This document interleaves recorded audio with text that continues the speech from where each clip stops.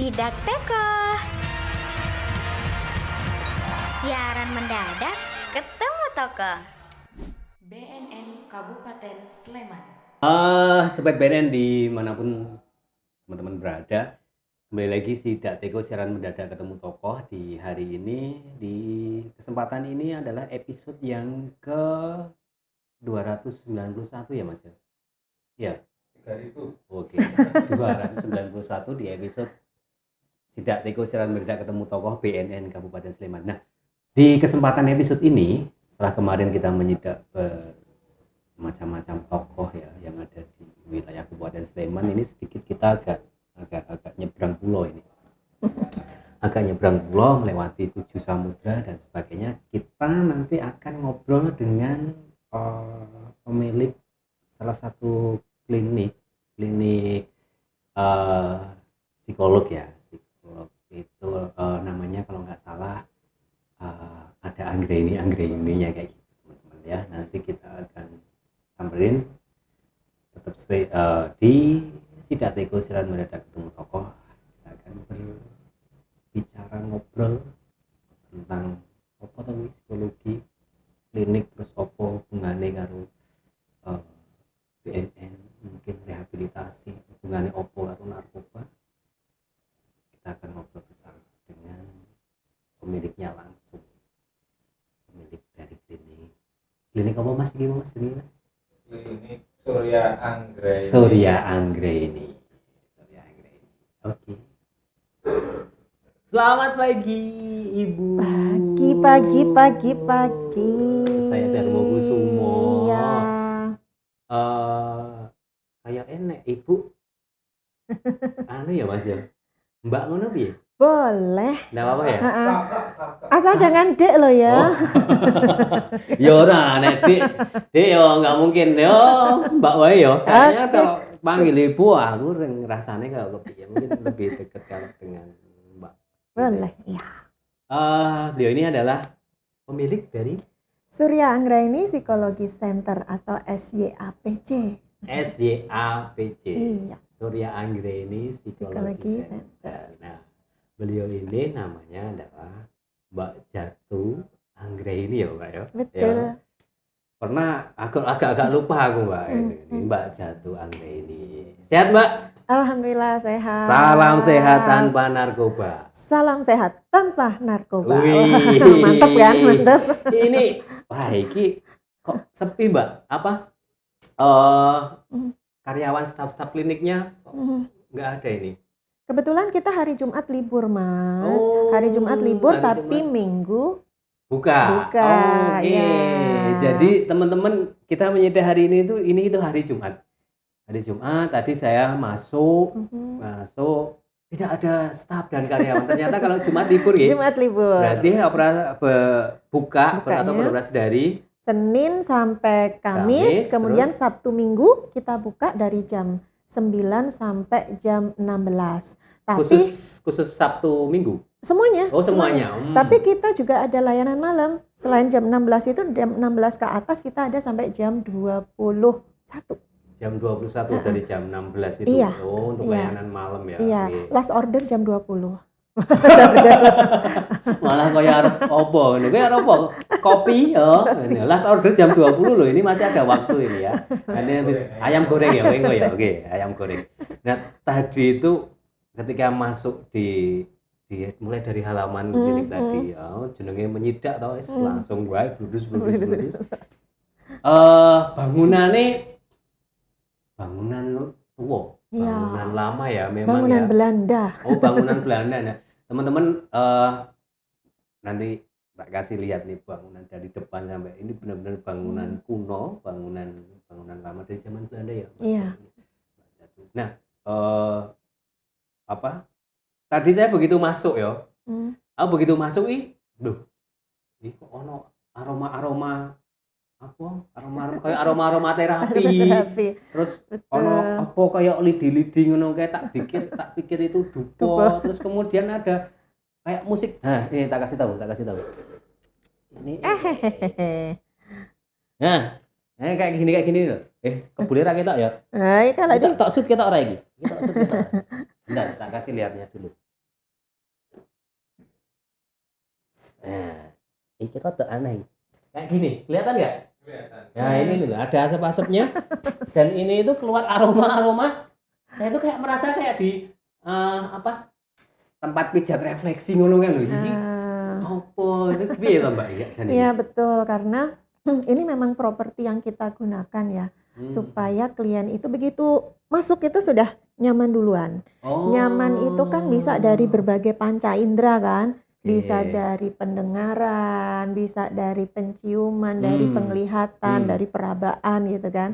Nah, salah satunya ini tadi aromaterapi yang kita pakai untuk penciumannya tuh biar dia melalui indera penciumannya itu dia bisa membuat rileks. Makanya ada aromaterapi dan aromanya kita gunakan yang pasti yang merilekskan itu aroma-aroma. Memang nek urusan apa psikologi ngono iki memang kudu rileks ngono piye, Mbak? Iyalah, sebenarnya kalau ini orang sudah rileks ya, 50% itu masalah sebenarnya udah selesai. Nah, kan meringankan kami nih yang mau menggarap gitu, nih ya. Jadi kalau dengan kita rileks, iki ilmu bro. Tak kandani gue. Dengan kita rileks itu sudah mengurangi masalah 50%. 50%. Kenapa? Karena orang itu sebenarnya kan dalam dirinya itu sudah punya obat sendiri ya. Sudah punya kemampuan untuk melakukan self healing. Tinggal itu dipakai atau tidak. Nah, kalau nggak dipakai itu biasanya karena kondisi yang sedang tegang, kondisi yang sedang pokoknya ya nggak santai gitu. Santai ya, betul. Sehingga yang harusnya seseorang itu tadinya punya kemampuan mengidentifikasi masalah, mencari solusi, itu nggak bisa kepake. Nah, tapi kalau dia rileks, dia akan bisa loh menemukan masalahnya itu. Sakjane itu dan itu di setiap manusia ya. Semua punya manusia kemampuan yang tadi ya untuk benar. mendeteksi, untuk apa kan? Kita melakukan self healing, bisa identifikasi sampai kita menterapi diri sendiri. Masalahnya sakjane iso diolah dhewe ngono lho. Tapi karena kondisi yang ketegangan, tegang, panik, nggak terbiasa, ini masalah kan. Oke, sobat BNN, baru di awal aja ngene. Tapi obrolannya wis seru lho. Wis kaya apa ya, menarik banget loh tentang psikologi ya kayak gitu. Nanti kita lanjut lagi ya. Kita lanjutkan dulu tadi perkenalan Mbak Jatuh Anggraini. Mbak Jatuh ini luar biasa sekali sibuknya. Terima kasih sekali loh ini kami dikasih kesempatan untuk datang ke sini menyidak jenengan untuk tokoh kita ngobrol. Karena beliau ini selain dari owner yang dengan kesibukan klinik seperti ini, beliau ini ternyata adalah juga dosen ya? Iya betul. Dosen di mana, Mbak? Ngajar sih ya. Ngajar mahasiswa. Ngajar mahasiswa. Saya di Fakultas Psikologi Universitas Sarjana Wiyata Taman Siswa Jogja. Dan sebelah sini. Amin. Letak sak kritis ya. Iya betul, kantor klinik ini ya. Iya. Di Fakultas Psikologi ya. Iya, Oh, berarti banyak loh mahasiswa sing diajakin ke sini. Iya dong, yang deket-deket dulu dong yang kita ajak ya. Oke. Mbak Jatuh, kliniknya Mbak Jatuh ini klinik Surya Anggraini. Itu sakjane ning kene sing dilayani apa wae to? Apa koyo klinik-klinik apa wae? Ada yang itu. Banyak, kita usaha segala jasa. Jasa layanan psikologi maksudnya. Dari masa awal perkembangan sampai akhir. Artinya apa?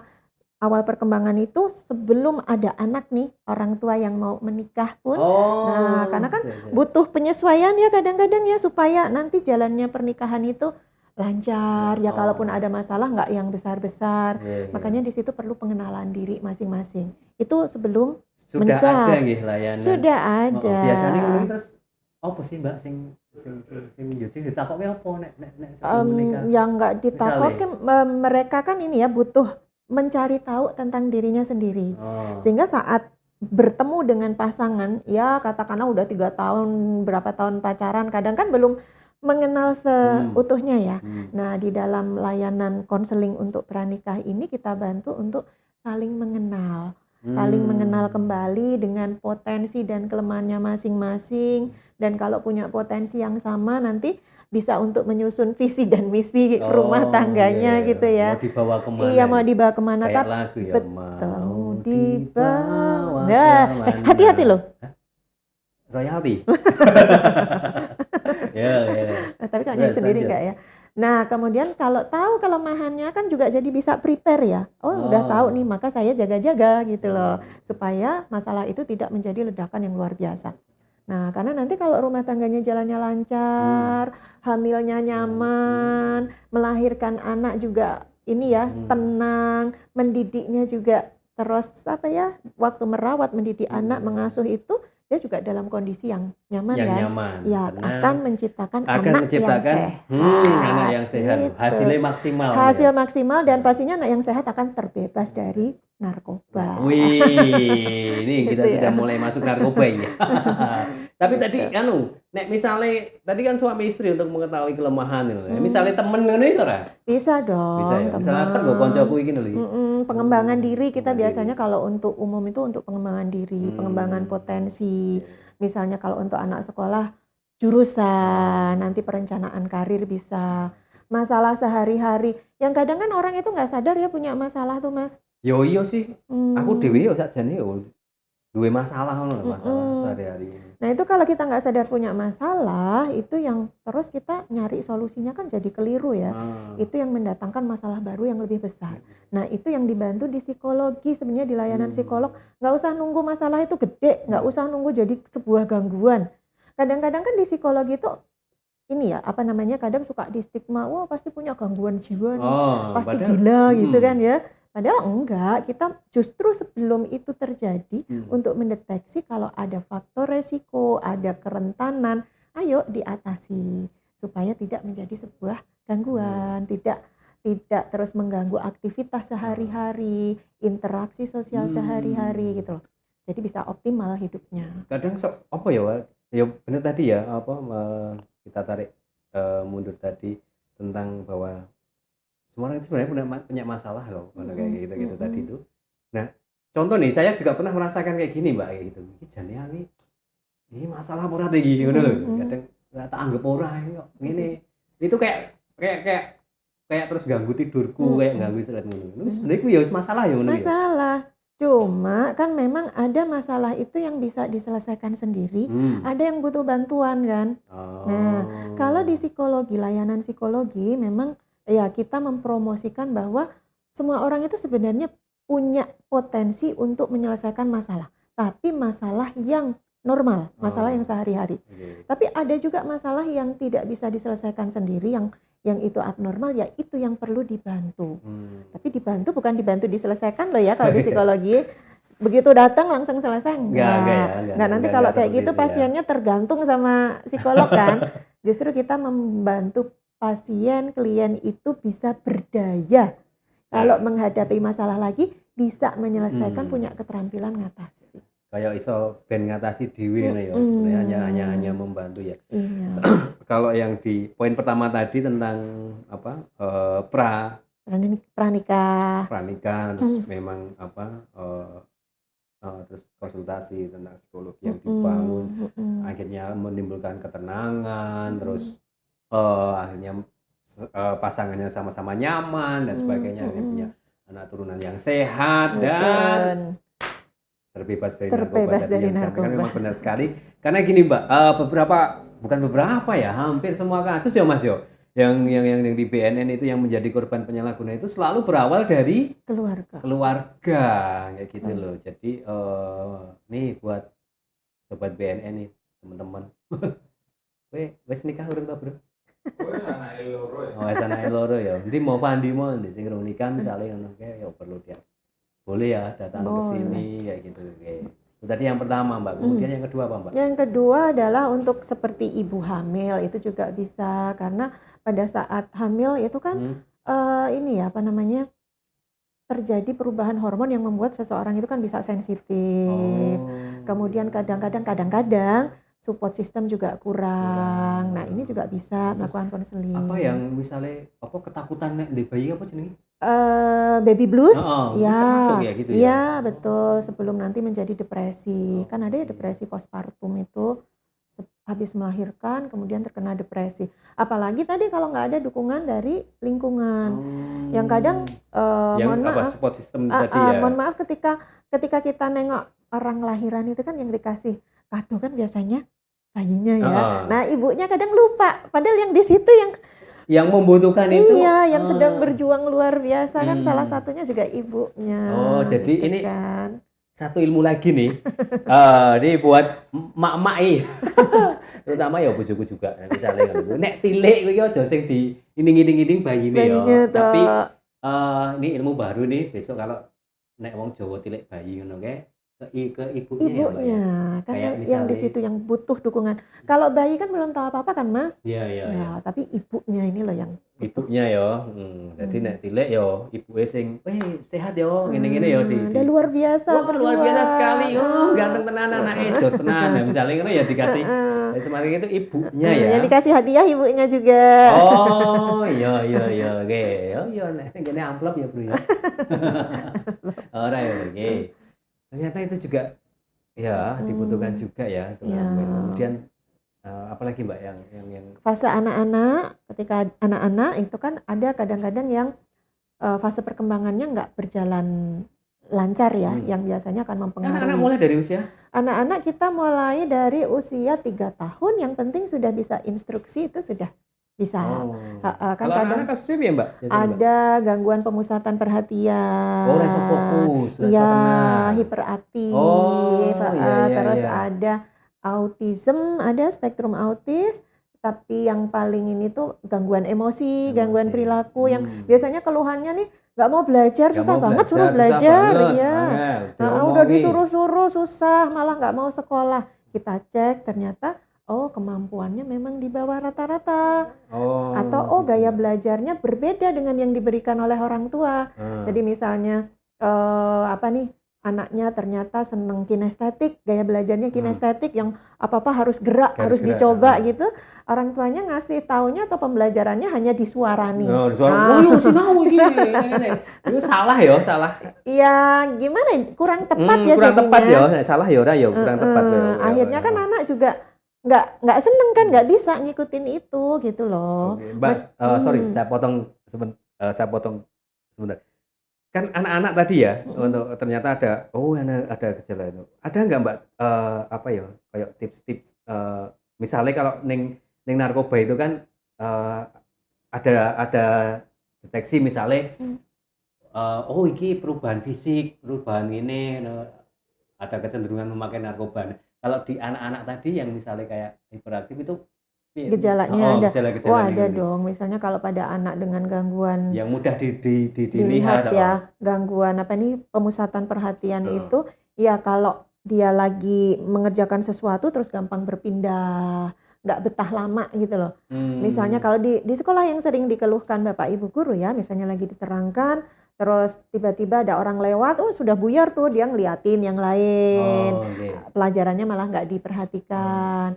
Terus kalau ada hiperaktifnya ya sering jalan-jalan yang harusnya situasinya duduk manis gitu, dia kemana-mana iseng gangguin temennya. Gejala-gejala salah satunya itu ya, iya. misalnya duduk ki kok rungono 5 menit wis misalnya iya, yang harusnya di sekolah ngerjakan tugas nulis gitu, dia ke tempat temennya, muter-muter di kelas gitu ya. Gitu. Yang anak-anak ya, yang itu terus ada lanjutan lagi. Ada lagi yang remaja biasanya anak SMP, SMA tuh. Nah ini usia rawan ya. Ya, ini sobat BNN narkoba penyalahguna narkoba, pengguna narkoba itu di usia itu kayak lagi menjatuh-jatuh itu ada juga. Iya, ada. Jadi ya memang kalau untuk anak-anak remaja ini kan erat kaitannya dengan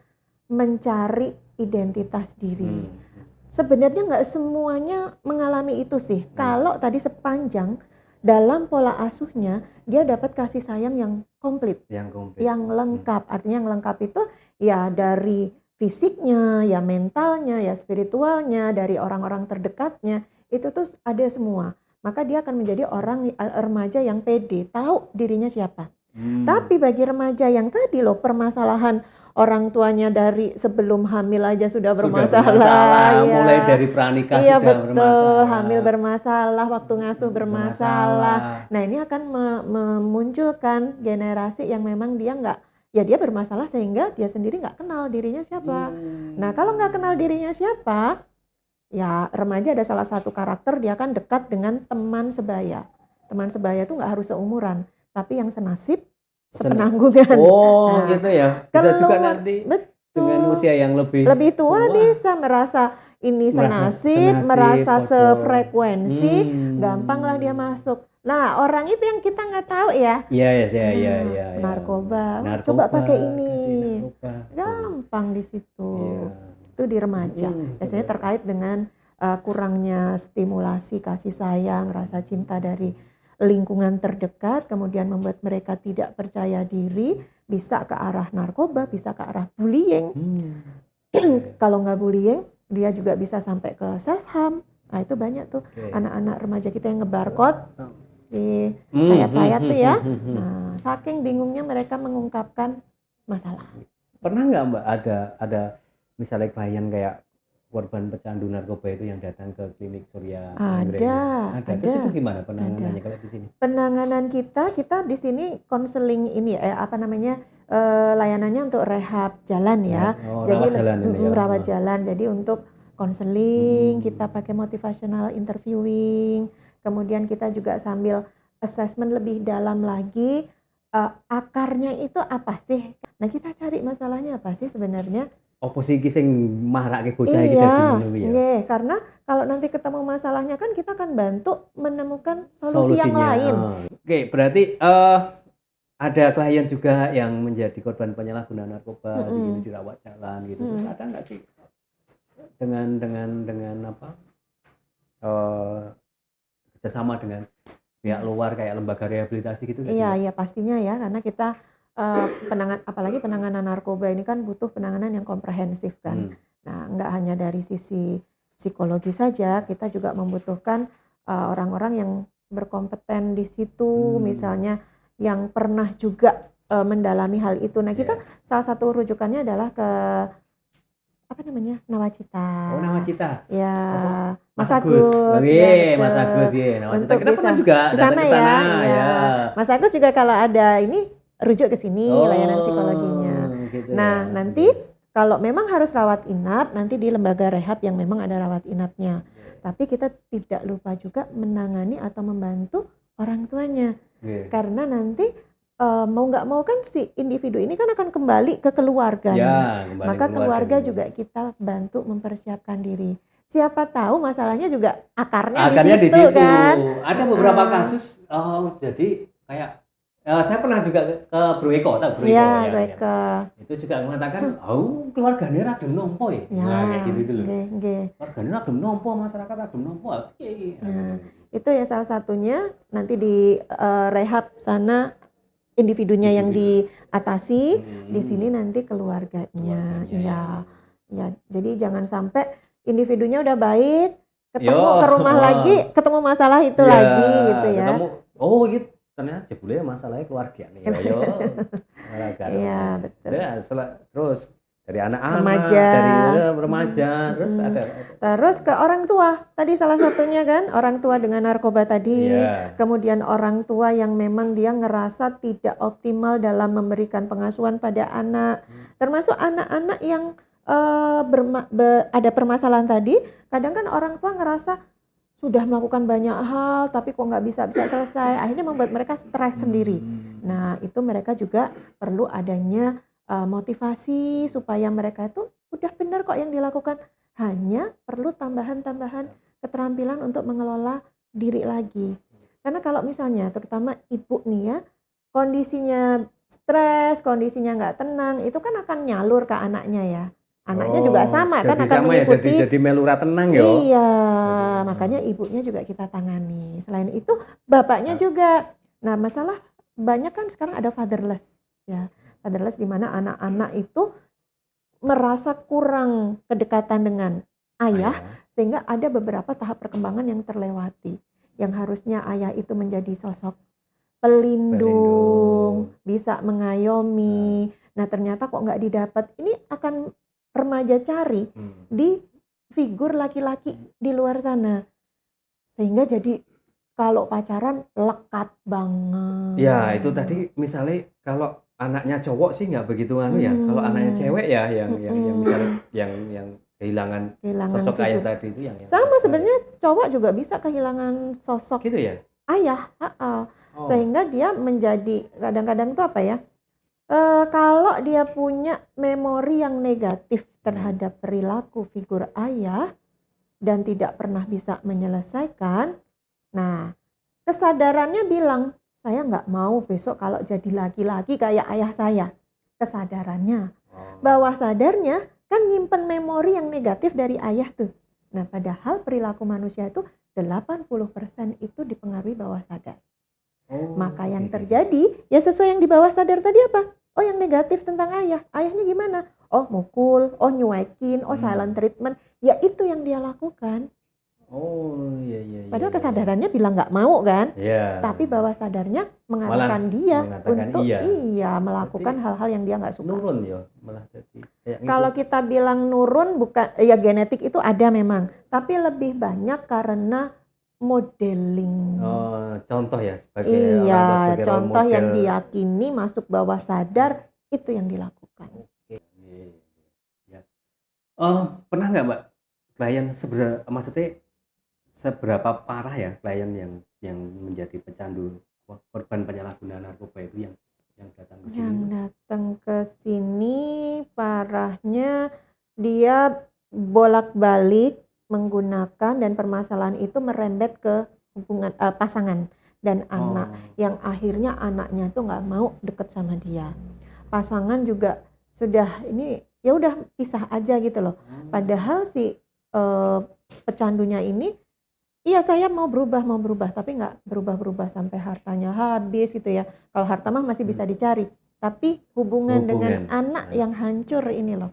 Sehingga anak ini kebetulan anaknya dia laki-laki, ya itu tadi tidak punya figur yang oke dari ayah. Jadi fatherless ya apa tadi ya. Betul. Tuh sobat BNN, medeni tuh salah satu apa ya?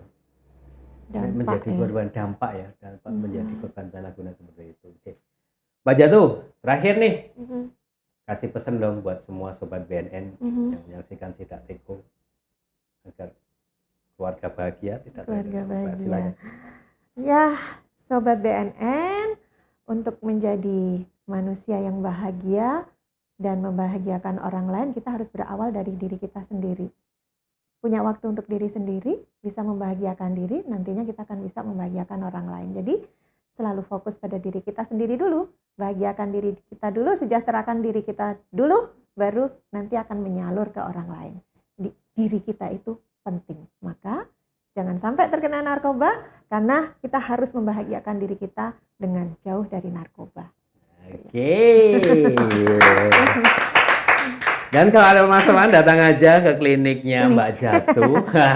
Di mana sih Mbak? Alamatnya? Oke, Surya Anggraini Psikologi Center yang ada di Jalan Kusuma Negara 159. Nah, di Google Maps sudah ada, webnya ya, juga ada tuh. Di Yogyakarta. Oke, Sobat BNN, demikian tadi obrolan kita dengan Mbak Jatuh Anggraini. Seru sekali. Mudah-mudahan sehat terus ya Mbak ya. Amin, insya Allah. Mbak Dharma juga. Ikut juga menjaga anak bangsa dari penyalahgunaan narkoba dan juga menyelesaikan masalah-masalah yang sudah terjadi. Terima kasih sekali.